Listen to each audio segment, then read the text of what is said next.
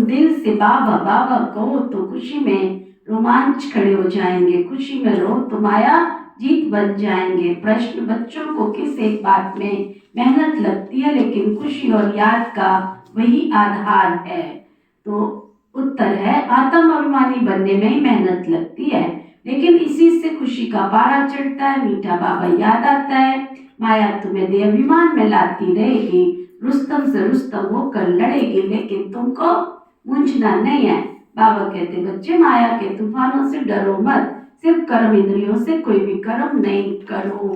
धारणा के लिए मुख्य सार, माया के तूफानों से डरना व मूंझना नहीं है, सिर्फ ध्यान रखना है कर्म इंद्रियों से कोई विकर्म ना हो। ज्ञान सागर बाबा हमको पढ़ाते, इसी खुशी में रहना है।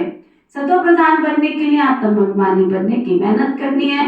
ज्ञान का विचार सागर मंथन करना है, याद की यात्रा में रहना है। वरदान सतगुरु प्यारे बाबा का वरदान, शुभ चिंतन द्वारा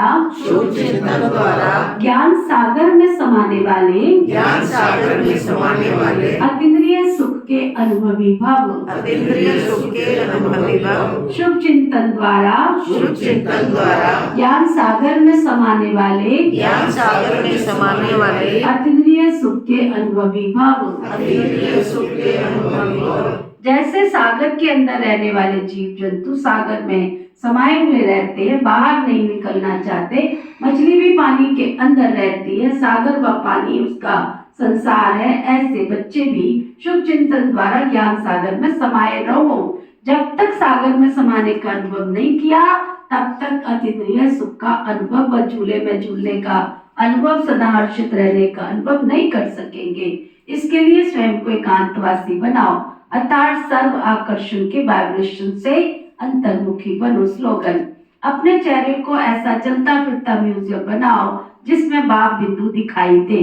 आज का व्यक्त इशारा, अशरीरी व विदेही स्थिति का अभ्यास बढ़ाओ।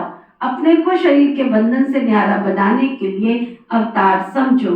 अवतार हूँ इस स्मृति में रह शरीर का आधार ले कर्म करो, लेकिन कर्तापन के भान से न्यारे होकर कर्म करो। मैंने किया, मैं करता हूँ, इस संकल्प को समर्पित कर दो तो कर्म के बंधन में बनेंगे नहीं, देह में होते हुए विदेही अवस्था का अनुभव करेंगे। ओके, ओम शांति।